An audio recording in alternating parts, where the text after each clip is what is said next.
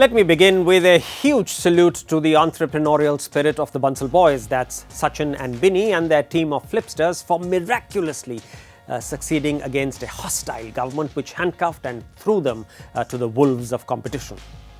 I must deconstruct the lie which is being peddled quite aggressively by our government and our media. Walmart's acquisition of Flipkart has triggered $16 billion as the largest foreign direct investment in India. Yes, it's foreign because the asset being sold is a Singapore company, not an Indian one. No, it's not direct because cash is not coming into the company but going out to shareholders. In classic stock market terminology, it's not a primary, that is FDI, but an indirect secondary, that is FII market transaction. Heck, it's not even an investment because the dollars are not creating any new asset. Instead, these are being used to purchase the old shares of existing investors. And now to the biggest untruth, that all of this moolah is coming in India. No, sir. Close to $14 billion out of the $16 billion could be flowing out to Japan, America, China, and South Africa. Only a measly couple of $1 billion could be working their way back into India. And yet, we are the fools who are dancing. The brutally honest headline should be India impoverished as Flipkart, the e-commerce Kohinoor from the digital colony, is sold, cash salted away in foreign investment empires. Unfortunately, Flipkart was born with the original sin. In October 2007, two bright-eyed young IITians launched Flipkart, a simple website then of book titles, and started delivering to buyers, going door-to-door on two-wheelers. They shipped only 20 orders in their first year. Before long, private equity knocked with tens of millions of dollars in investment. But there was a problem. India had banned foreign direct investment, FDI, in online retail. It was a foolish, outdated policy, but it was the damn law. The boys knew that if the ownership stayed Indian, they would have to rig a new ruse every day to dodge the bureaucrats. So in October 2011, they flipped the shareholding into a new Singapore company called Flipkart Private Limited. In one swift hack, India's policymakers had outlawed their most promising tech and commerce startup.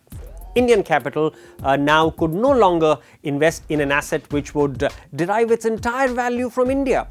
Now tell me, have you ever encountered a more absurd, a more value-destroying policy architecture? Before long, Flipkart's woes spilled over into the courts. Traditional trade associations sued the government alleging circumvention of FDI rules. The Delhi High Court ordered an investigation into 21 e-commerce companies, with Flipkart its prime target. Just see how perverse policies kill Indian entrepreneurship. About the time that the Bansal boys launched Flipkart, other first-generation founders were springing up in Silicon Valley and Shanghai. A chap called Mark Zuckerberg started Facebook.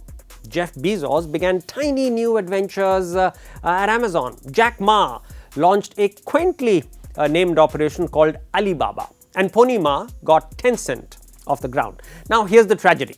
While the Indian government has virtually forced the Bansal boys to sell their dream for a relatively paltry $21 billion, the American and Chinese governments have abetted Jeff, Mark, Jack and Pony to continue controlling their ambitions in hot pursuit of $1 trillion of value. Now, 21 billion may sound like a lot of cash to idea-starved, small-thinking Indians, but frankly, it is trivial for global capital. As Indians, we are just often happy with what we've achieved. We never get exercised about what we could have done. Imagine if our policymakers had taken a very different track, allowed them to have special controlling rights, votes on their equity holdings, allowed them to list on NASDAQ without insisting on an Indian IPO, not outlawed them from India, forcing them to migrate to Singapore, not threatened them with criminal prosecution for doing a terrific job, created a globally benchmarked architecture of e-commerce in India. And now, if all of this had been done, Flipkart's founders would today have been in substantial control of their brave enterprise. Their eyes would be fastened on creating a $500 billion company, not a $21 billion sellout, a $500 billion company by 2025. And their names may have been taken in the same breath as Jeff, Mark, Jack and Pony. Alas, it was not to be. Shame on you, Government of India, both UPA and NDA.